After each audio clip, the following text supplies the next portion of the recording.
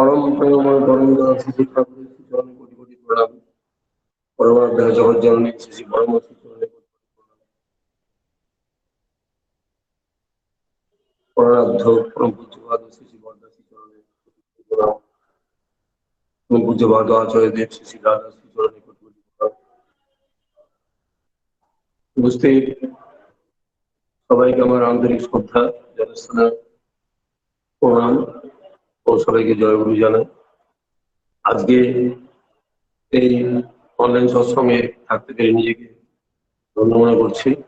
আমাকে যারা সুযোগ দিয়েছেন আজকে আমরা প্রতিদিনই এই অনলাইন সৎসঙ্গ করছি। আজকে 10ই ভাদ্র বিশেষ সিদ্ধান্তের মতে 10 দিন হলো। প্রতি বছর আমরা এই ভাদ্র মাসের জন্য অপেক্ষা করে থাকি। ভাদ্র মাসটা প্রতিদিনই প্রায় আমরা সৎসঙ্গ করে থাকি প্রত্যেকে, গুরুবাদের বাড়িতে, মন্দির কেন্দ্রে, বিভিন্ন ভাবে। কিন্তু যেহেতু এবারে মহামারীর প্রকোপ, সেহেতু আমরা এই অনলাইন ছাড়া অন্য কোনো ভাবে তো সম্ভব না। সেই জন্য আমরা এই অনলাইনে শ্রী ঠাকুরের সৎসঙ্গ অনুষ্ঠান করছি। আমাদের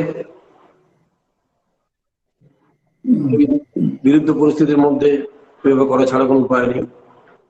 শ্রী ঠাকুর অশেষ দয়াময়, অশেষ কৃপা করে তিনি জগতের বুকে তার আবির্ভাব হয়েছিল এই ভাদ্র মাসে। 133তম তার আবির্ভাব মাস, এটা আমরা সবাই জানি। তিনি তার আবির্ভাব আমাদের জীবনের সমস্ত দুঃখ দুর্দশা, সমস্ত কষ্ট মানুষের জন্মালে থাকবে, কিন্তু তিনি দয়া করে জগতের বুকে সৃষ্টি করেছেন, এমন জীবনবাদ দিয়েছেন, এমন তার মঙ্গল আদর্শ দিয়েছেন, এমন তার মঙ্গল শিক্ষা তিনি দিয়ে গেছেন। শ্রী ঠাকুরের যে আবির্ভাব, সেই আবির্ভাব আমাদের প্রত্যেকের মহামঙ্গলের জন্য। তিনি যে জীবনবাদ দিয়ে গেছেন, যে শিক্ষা দিয়ে গেছেন, সেই শিক্ষা যাতে প্রত্যেক মানুষ পেতে পারে, সেই ব্যবস্থাও তিনি করে গেছেন, পাকা ব্যবস্থা করে গেছেন। তিনি যে সময় পাবনায় ছিলেন, পরবর্তী দেওঘরে অবস্থান করেছেন, থেকেছেন, আমরা সবাই জানি। দেওঘরে চলে এসছেন, যেখানে পাবনাতে তার কাছে সবসময় মানুষ যেতেন, জ্ঞানী গুণী মানুষ, সাধারণ মানুষ, শিক্ষিত মানুষ, সমাজের প্রতিষ্ঠিত সব রকম মানুষ। দেওঘরও তার সান্নিধ্যে, তারপর হলে কত রকমের যে মানুষ তার কাছে গেছেন তার ঠিক ঠিকানা নেই। আবার তিনি বিভিন্ন সময় যেখানে অবস্থান করতেন সেখানেও মানুষ তার কাছে খবর নিয়ে ঠিক চলে যেতেন। একসময় কলকাতায় তিনি কিছুদিন অবস্থান করেছিলেন, মানিকতল একটা বাড়িতে, হরিতকি বাগান একটা বাড়িতে ছিলেন। তারপরে কিছুদিন আবার মানিকতল একটা বাড়িতে ছিলেন। সেই সময় দেশবন্ধু চিত্তরঞ্জন দাস তার সঙ্গে দেখা করেছিলেন, তার সঙ্গে শ্রী ঠাকুরের দর্শন প্রার্থী হয়ে তার চরণ তলে এসেছিলেন এবং অনেক আলোচনা হয়েছিল। আপনারা ওই শ্রী ঠাকুর অনুকূল চন্দ্র ও দেশবন্ধু চিত্তরঞ্জন দাস বলে যেটা বই আছে ছোট, অনেকে পড়েছেন জানেন, তবু বলছি। অনেক কিছু কথাবার্তা হলো ঠাকুরের সাথে, দেশের সেই সময়কার পরিস্থিতি, তার সেই সময়কার যে মুভমেন্ট, দেশের অগণিত মানুষের দুর্দশা, দুঃখ, কষ্ট কিভাবে নিরসন হবে, সবকিছু বিষয় নিয়ে অনেক আলোচনা দেশবন্ধু চিত্তরঞ্জন শ্রী ঠাকুরের কাছে করেছিলেন। ঠাকুরও সব বিষয় শুনেছেন এবং বলেছেন কিভাবে কি করা উচিত, কি করলে এই সমস্যাগুলো সমাধান হবে। পাহাড় প্রমাণ সমস্যা, তার সমাধান কিন্তু ঠাকুর বলে দিয়েছিলেন। শ্রী ঠাকুর অনেক কিছু বলেছেন। তার মধ্যে বললেন যে প্রত্যেকটা মানুষের জীবনে শেয়ার পার্সেন্ট থাকা দরকার, দ্রষ্টা পুরুষ থাকা দরকার। যেমন অর্জুনের জীবনে শ্রীকৃষ্ণ ছিলেন, যেমন গুরু রামদাস ছিলেন শিবাজির পিছনে, যেমন চন্দ্রগুপ্ত চন্দ্রগুপ্ত ছিলেন, চন্দ্রগুপ্তের পিছনে ছিলেন চাণক্য।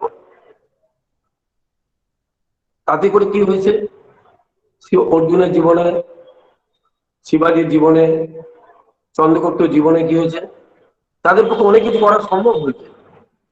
সেই শেয়ার পার্সোনালিটি যারা, তারা কি করছেন, তাদের দিয়ে বহু কিছু জগতে বয়ে করেছেন।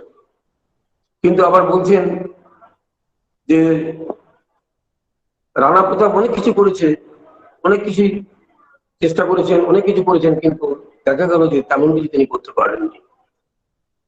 শেয়ার পার্সন থাকলে কি হয়, গুরু থাকলে কি হয়, মানুষ সঠিক রাস্তায় মানুষ যেতে পারে।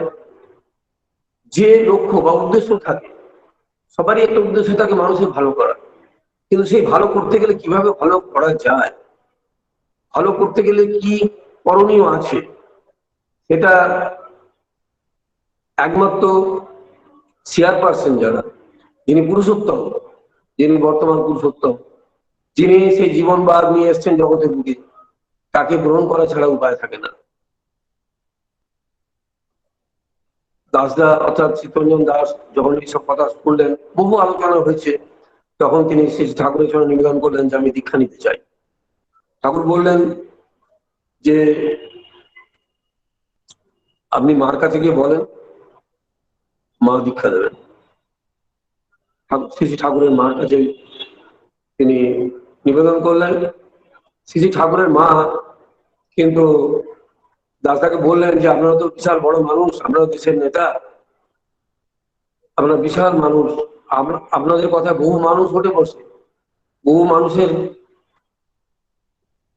আদর্শ আপনি, আপনাদের মতো মানুষ দীক্ষা নেবে আর ছেড়ে দেবে, দীক্ষা নিয়ে তো আপনারা কিছু করবেন না, আপনি তো কিছু করবেন না, সেই জন্য দীক্ষা নিয়ে কি হবে, ভালো করে ভেবে নিতে দেখুন। দীক্ষা নিয়ে কিন্তু করণীয় আছে, দীক্ষা নিয়ে করণীয় আছে। তখন চিত্তরঞ্জন দাস মশাই বললেন যে মা আপনি আমাকে দয়া করেন, আমি অনেক ভেবে চিন্তে ঠিক করেছি যে আমি দীক্ষা নেব, এবং যে আদর্শ ঠাকুরের, শ্রী ঠাকুরের যে আদর্শ আমি মাথা পেতে নেবো এবং সেইভাবেই চলব। এবং তিনি অনেক অনুনয় বিনয় করার পর মা রাজি হলেন, শ্রী ঠাকুরের মা রাজি হলেন, দীক্ষা হলো। এই যে তারপরে আরো ঘটনা আছে সব, তার মধ্যে দীক্ষা নিয়ে যে কি অরণ্য, সেটাই বিশেষভাবে বললেন যে দীক্ষা নিয়ে যদি একটা মানুষ যজন যাজন ইষ্টবিধি ঠিক মতো করে, সস্তনী সদাচার ঠিক মতো করে, তবেই কিন্তু একটা মানুষের মধ্যে কি হয়, যে ইউনিসেন্ট্রিক লাইফ লাভ গ্রো করে, একটা মানুষের কনসেন্ট্রেটেড কি হয়, মেডিটেটেড লাইফ গ্রো করে, একটা মানুষ তার মধ্যে ধৃতি ক্ষমতা জাগে, একটা মানুষ কি ভালো কি মন্দ ঠাকুরের সেই যে এত শিক্ষা দেওয়া আছে তার থেকে ধীরে ধীরে ধীরে ধীরে সে শিখতে পারে, জানতে পারে। আমরা নিজেদের খেয়াল খুশির মতো যদি কারো ভালো করতে চাই, ভালো ভালো হবে না, ভালোর জায়গায় কি হবে, মন্দ হয়ে যাবে। সেই জন্যে একটাই সহজ রাস্তা হচ্ছে কি, আমরা যথাযথভাবে ঠাকুরের বিধিবিধান যা আছে সেই বিধিবিধান ঠিক মতো মানব। সেটা কিভাবে মানবো, ঠাকুর বলছেন দীক্ষা নিয়ে শিক্ষা ধরিস আচার্যকে করে সার। তাহলে দীক্ষা নিয়ে শিক্ষা ধরতে হবে, আর সেই শিক্ষা ধরতে গেলেই আচার্যকে সার করতে হবে। সার করতে হবে মানে তিনি যা বলে দেবেন, যেভাবে চলতে বলবেন ঠাকুরের পথে, আমাকে সেইভাবেই চলতে হবে, তবেই আমার কি হবে, আপলিমেন্ট হবে, আমার বিবর্তন হবে। আমার মনের প্রসারণ হবে, আমার আত্মিক উন্নয়ন হবে, আধ্যাত্মিক উন্নতি হবে, আমার চারিত্রিক গঠন হবে, চারিত্রিক যে গুণের বিন্যাস ঘটবে। আমি প্রত্যেক মানুষকে তখন কি করব, যে ঠাকুরের বলা, সেই বলাগুলোকে আমি ইম্পার্ট করতে পারবো, মানুষের মধ্যে ইম্পার্ট করতে পারবো। আমার সংস্পর্শে বা আমি যাদের সংস্পর্শে যাব, তাদেরকে ধীরে ধীরে ঠাকুরের বলাগুলোকে আমি তুলে ধরতে পারবো। আচার্যদেব যা চাচ্ছেন, যেভাবে বলছেন, যেভাবে করাতে চাচ্ছেন, তিনি যে প্রত্যেককে সংকল্প করতে বলেছেন যাজন করার জন্য, দীক্ষা দানের জন্য, দীক্ষা পরবর্তী যাজনের জন্য, সেটা আমাদের প্রত্যেককে মাথায় রাখতে হবে। অনেক কিছু মাথায় রাখতে হবে। যারা মন্দিরের কর্মী, যারা মন্দিরের মধ্যে যাতায়াত করেন, সেখানে মন্দির মেনটেনেন্স কত সুন্দর করে করার কথা বলা আছে। কিছু বর্দা বলছিলেন, শিষ্যের মন্দির উদ্বোধনের পর সবাইকে বসালেন 1986 না 1976 যখন উদ্বোধন হলো, শিশি বর্দা উদ্বোধনের পর তিন দিন রাত্রিবাস করেছিলেন এই মন্দিরে। তখন তারপরে যাবার আগে সব কর্মীদের ডাকলেন, বসালেন, আমরা বুঝলাম যারা আমরা তখন অল্প বয়সী। তিনি বললেন, দেখ, মন্দির করা সোজা, কিন্তু মন্দির মেনটেন করা কঠিন। সব সুন্দর করে ঠিক মতো মেনটেন করতে হয়। মন্দিরের প্রত্যেকটা জায়গা যেন সুন্দর থাকে, প্রত্যেকটা ঘর সুন্দর থাকে, ঠিক মতো যেন ঠাকুরের প্রার্থনা, ঠাকুরের ভোগ, যা কিছু মন্দিরের কার্যক্রম যেন ঠিক মতো হয়। তিনি আরো কয়েকটা কথা বললেন।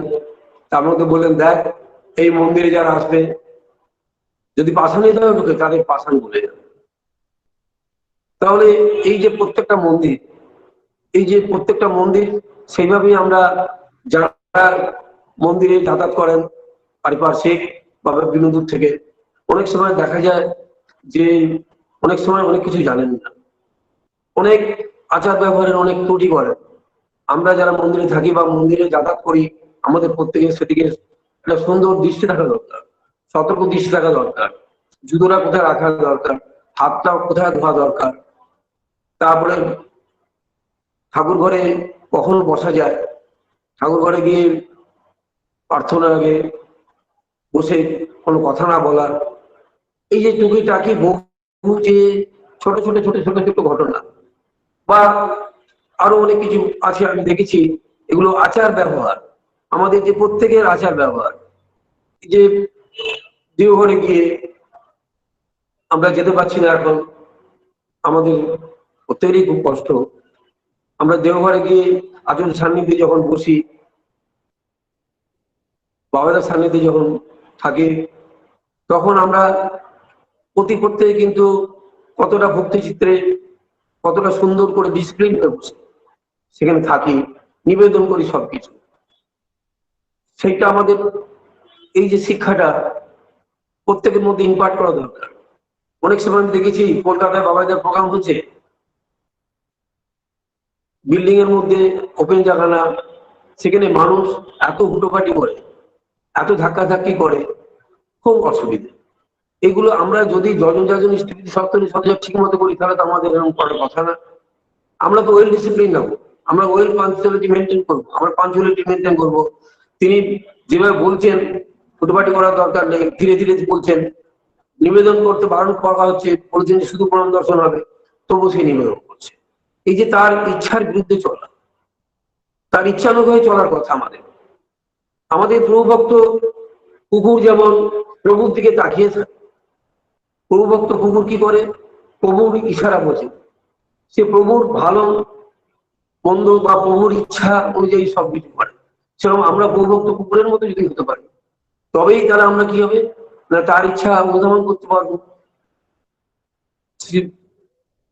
আচার্যদেব শ্রী দাদার সান্নিধ্যে যখন যাবো, বাবাদের সান্নিধ্যে যাবো, যখনই যেখানে তার অবস্থান করবেন, দেওঘরে অবস্থান করুন, দেওঘর বাইরে অবস্থান করুন, সব অবস্থায় কিন্তু আমাদের এগুলো মেনে চলা একান্ত কর্তব্য।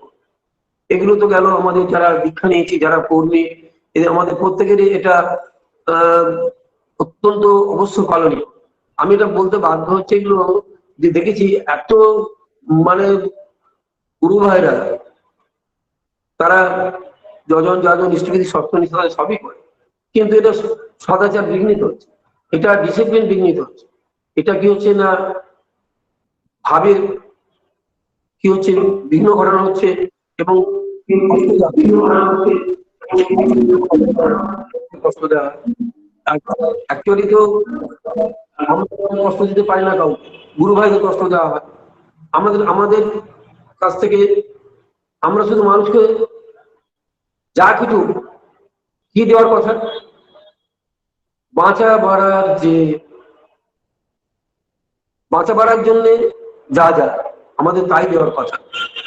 বাঁচা বাড়ার যা পরিপন্থী সৎসঙ্গী হিসেবে বাঁচা বাড়া পরিপন্থী দেওয়ার কিছু নেই। যদি প্রকৃতকেই সৎসঙ্গী হয় তাহলে মানুষের জীবনের বাঁচা বাড়ার সুলভ হওয়ার কথা। প্রত্যেকে এটা মাথায় ঠিক মতো রাখতে হবে। যদি আমি সত্যি সৎসঙ্গী হয়, শ্রী ঠাকুর সৎসঙ্গী কথার আলোচনা প্রসঙ্গে বলছেন, কথা প্রসঙ্গে তিনি বলছেন যে সৎসঙ্গী মানে হচ্ছে কি মানুষের বাঁচা বাড়ার সেবক। আমি যদি সত্যি বাঁচা বাড়ার মানুষের সেবক হই তাহলে তো আমি কারো অসুবিধা করতে পারি না, বরঞ্চ কতটা ডিগ্রিতে আমি প্রত্যেকের সুবিধা করতে পারি আমাকে সেটা ভাবতে হবে এবং সেটা যথার্থ ইষ্টানুভাবে। তাহলে কি হবে, এবং প্রত্যেককে আমাকে সেইভাবে যাজন করে উদ্বুদ্ধ করতে হবে। আমাদের এইভাবে ধীরে ধীরে চলতে চলতে কি হবে, আমরা আগিয়ে যেতে পারবো।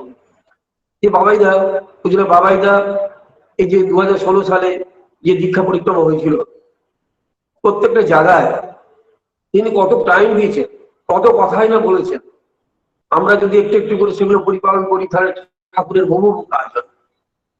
তিনি কেমন করে একটা মানুষ দীক্ষা নেওয়ার পর যজন যজন স্থিতি করবে, কত সহজে নামদান করবে, কিছুক্ষণ নামদান করবে, প্রার্থনা করবে, শান্তি করে জল খাবে, তারপরে ইষ্টপ্রসন্ন করবে, যাজন করবে, বা তারা জানে না নতুন দীক্ষা দিয়েছে তাদেরকে উপাসনা বইটা দেওয়া, সত্যান বইটা দেওয়া, ঠাকুরের পক্ষানো দেওয়া, ঠাকুর আসন করে দেওয়া, বুঝিয়ে দেওয়া এইভাবে আসন করো।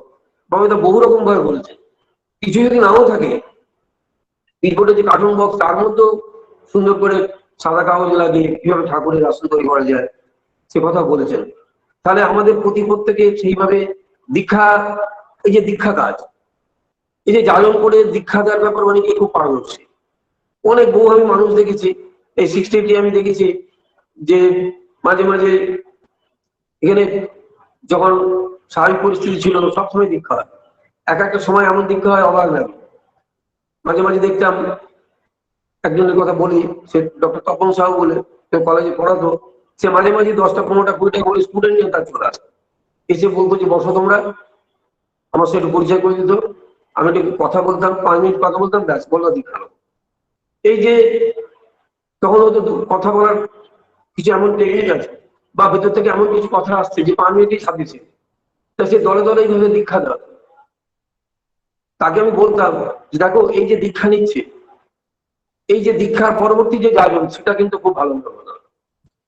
দীক্ষা পরবর্তী আমাদের সবার, আমরা যারা যাজন করে দীক্ষা দেওয়াই, অনেকে খুব পারদর্শী যাজন করে দীক্ষা দেওয়ার ব্যাপারে, অনেকে আবার যাজন করে দীক্ষা দেওয়ার ব্যাপারে পারদর্শী হতো না, আবার দেখা যাচ্ছে দীক্ষা পরবর্তী অর্থাৎ দীক্ষা নিয়েছে এমন তো গুরু ভাইদের যাজন করতে পারদর্শী। তাহলে যারা যেটা যত ভালো পারে তারা সেইভাবে যদি আমরা আগে চলি সংঘবদ্ধ ভাবে, আচার্য শ্রী দাদা কি বলছেন যে সবাই মিলে চলতে বলছেন, একসঙ্গে চলতে বলছেন, সবাই মিলে একসঙ্গে চলার মধ্যে কি হবে, তাহলে আমরা যতটা ম্যাক্সিমাম কাজ করে আমরা করতে পারবো, যেটা তিনি চাচ্ছেন তার ইচ্ছাটা আমরা পূরণ করতে পারবো, তার ইচ্ছা পূরণ, তার কথা শুনলে কি হবে, সহজে আমরা প্রচুর গুরু ভাই, প্রচুর মানুষ আমরা দেখতে পাবো, একসঙ্গে চলতে পারবো। সমাজের এখন বহু মানুষ অদীক্ষিত রয়েছে। আমি দেখেছি এখানে একটা ছেলে আসতো, তাকে আমি জিজ্ঞাসা করতাম যে তুমি এরকম দল দলে বন্ধু বান্ধব নিয়ে আসো কি করে, বলে আমি খেলতে যাই যখন তখন যারা খেলে ফুটবল তাদেরকে নিয়ে চলে আসি, সাঁতার করি যখন সাঁতার কাটার পর যখন বসে টিফিন করি তখন গল্প করি তাদেরকে নিয়ে চলে আসি, যখন কলেজ যাই কলেজে তাদেরকে বলি আমার সঙ্গে দলে দলে চলে আসে। সে 15 জন 20 জন করে সবসময় ছেলে নিয়ে আসে। তাকে আমি একদিন জিজ্ঞাসা করলাম, আচ্ছা তুমি কিভাবে এদের নিয়ে আসো? বলে আমি শুধু দুটো কথা বলি। কি কথা বলো? আমি যে পৃথিবীতে আমি এমন একটা জায়গা দেখাবো যা পৃথিবীতে কোথাও নেই, তোমরা কি যাবে? শুধু এই কথাটা বলে নিয়ে চলে আসতাম। তারপরে এসে আপনার কাছে বসিয়ে দিতাম, আপনি 2-4টে কথা বলতেন, দীক্ষা হয়ে যেত। কিন্তু তাকে বারবারই বলতাম যে দেখো এই দীক্ষাগুলো হচ্ছে, এদের কিন্তু নিয়মিত মন্দিরে যেন যাতায়াত করে, অন্তত সপ্তাহে একদিন যেন আসে। এই যে যাদের দীক্ষা হয় তাদের আমাদের সেইভাবে উদ্বুদ্ধ করে বলা উচিত যে লোকাল মন্দির কেন্দ্রে বা বাড়ির কাছে উপজনা কেন্দ্র, আচার্যদের দয়া করে, বাবাকে দয়া করে যে এত উপজনা কেন্দ্র করে দিয়েছেন, সে সমস্ত যোগাযোগের কথা আমাদের বলা দরকার। যাতে কি হবে না, মানুষটা যোগাযোগের মধ্যে থাকে, সান্নিধ্যের মধ্যে থাকে। তাহলে কি হবে, ঠাকুরের পথে ঠিক মতো এগিয়ে যেতে পারবে। অনেক সময় অনেকে ঠাকুরকে, ঠাকুরের কাছে অনেকে দীক্ষা হচ্ছে, কিন্তু অনেকে তো কিছু করে না। ঠাকুর বলে due to self centric habit মানুষ পুলিশলি চলে, due to self centric habit মানুষ পুলিশলি চলে। তাই ওইরকম ধরনের মানুষ থাকবে যারা নেবে দীক্ষা, কিছু করবে কিছু করবে না, কিন্তু তোমাদেরকে সতর্ক থাকতে হবে। তোমাদেরকে কি করতে হবে, তাদেরকে যাজন করতে হবে, তাদেরকে দাঁতিয়ে রাখতে হবে। সেই জন্য সমাজের সর্বস্তরের বিভিন্ন রকম মানুষ আছে। শিক্ষিত মানুষের মধ্যে সেলফ সেন্ট্রিক হ্যাবিট মানুষ কম নেই, কিন্তু বহু শিক্ষিত মানুষ দীক্ষা হয়। আমিও বহু জীবনে আমি বহু শিক্ষিত মানুষ দীক্ষা আমার মধ্যে হয়েছে, আমি দেখেছি তাদের চেয়ে সাধারণ মানুষরাই বেশি ধর্মীয় সত্যের সাথে পালন করছে দেখছি। শিক্ষিত মানুষ তারা করছে না তা নয়, কিন্তু পার্সেন্টেজ হিসেবে দেখা যাচ্ছে যে সাধারণ মানুষের পার্সেন্টেজ যতটা ঠাকুরকে নিয়ে চলছে, শিক্ষিত মানুষের পার্সেন্টেজটা দীক্ষা নেওয়ার পর কিন্তু তার তুলনায় কম। সেটাই আমি অবাক লাগে। আমাদেরকে ধারণা ছিল যে শিক্ষিত মানুষরাই বেশি বুঝতে পারে, ধরতে পারে এবং করতে পারে, তা না। এখানে ভক্তির ব্যাপার আছে, এখানে প্রেমের ব্যাপার আছে। ঠাকুরের প্রতি যে প্রেম, যে ভক্তি, যে ভালোবাসা অন্তঃসাহিত যে জাগাতে পারবে, যে ঠিক মতো যজন যাজন স্থিতি করতে পারবে, যে নাম দান ঠিক মতো করতে পারবে, এই যে বায়দা বলুন পানীয় জলে যেন নাম করে, এই যে উষায়ন সাহেব মুক্ত সাধন চলায় ফেরার জল, এইটা যত ঠিক মতো করতে পারবে, তাহলে কি হবে, মানুষের মধ্যে সেই ভক্তি, সেই প্রেম ঠাকুরের প্রতি সবকিছু জেগে উঠবে। সেই জন্য কি করতে হবে, আমাদের মাথায় রাখতে হবে যে বেসিক জিনিসটা আমরা প্রত্যেকে ধরিয়ে দেবো। যে দীক্ষা নিয়েছে তাকে বলতে হবে যে যেন এই পয়েন্টগুলো ধরিয়ে দিতে হবে। বাবা এটা তো বহু দীক্ষার প্রোগ্রামে সব জায়গায়, কোথাও 8 ঘন্টা, কোথাও 45 মিনিট, কোথাও 1.5 ঘন্টা পর্যন্ত বলেছেন। এই যে গত জানুয়ারি মাসে যে প্রোগ্রাম হয়েছিল মধ্যমগ্রামে সস্তনী প্রোগ্রাম, সেখানে 1 ঘন্টা 20 মিনিট বলেছেন, কত কথা বলেছেন। আমরা সৎসঙ্গে বলছি ঠিকই আছে, আমাদের বলার অভ্যেস করা উচিত। আমাদের নিজেদের সবসময় ঠাকুরের কথা বলার দরকার, সবসময় আলোচনা করা দরকার প্রত্যেকে। তাহলে আমাদের ধীতি ক্ষমতা জন্মাবে, ধারণ ক্ষমতা জন্মাবে। ঠাকুরের ব্যাপারে যত আমরা বলবো তত আমাদের মহামঙ্গল। এইভাবে চলতে চলতে আমরা ধীরে ধীরে কি হবে না, যে ইচ্ছাটা আচার্যদেব করছেন, যে ইচ্ছা বাবাইদা করছেন, আমরা কিন্তু সেগুলো সব করতে পারবো। তাহলে কি হবে, তাদের বলা অনুযায়ী যদি আমি করি, তাহলে কি হবে, অনেক সহজে বেশি কাজ করতে পারবো। নিজের মতো করে নিজে করলে কি হবে, নিজের মতো নিজে করলে কি হবে, কিছু আগাবে না। ঠাকুর বলছেন খেয়াল মাফিক ভজতে গুরু, হতে মানুষ সবই গরু। অর্থাৎ সেখানে কিছু হওয়ার থাকছে না। আচার্য নির্দেশিত হয়ে যা কিছু আমাদের সবকিছু করতে হবে, তবেই আমরা মঙ্গলের পথ আগাতে পারবো। আর আমি বেশি কিছু আলোচনা করছি না, আমি চেষ্টা করলাম কিছু বলার। আমাদের বেসিক জিনিস যে জিনিসগুলো নিজেদেরকে পরিপালন করতে হবে সেটা তো করবোই, এবং সেই সঙ্গে কঠিন কঠোর হয়ে, একদম ডিটারমাইন্ড হয়ে, অচ্যুত সক্রিয় ইষ্টনিষ্ঠা নিয়ে, নাচার বান্ধা হয়ে, এছাড়া আমার কোনো উপায় নেই। ঠাকুরের কথা বলা, ঠাকুরের প্রতিষ্ঠা করা, ঠাকুরের জাতীয় উদ্বুদ্ধ করে মানুষকে দীক্ষিত করা, মানুষকে দীক্ষিত মানুষকে ঠাকুরের করে তোলা। আমি যতটুকু হয়েছি, আমার থেকে যেন বেশি হতে পারে, সেইভাবে তার জন্য যে পরিশ্রম করা, আমরা প্রত্যেকে সেটা করতে থাকবো। তাহলেই স্বয়ং শ্রী ঠাকুর খুশি হবেন, শ্রী বড়দা খুশি হবেন, আচার্য দাদা খুশি হবেন, বাবাইদা খুশি হবেন, এবং সবাই খুশি হবে। আমি এই বলে বক্তব্য শেষ করছি। আপনারা সবাই প্রতিপক্ষকে অশেষ মঙ্গলের অধিকারী হন, ঠাকুরের কাছে জয়ী হন। এই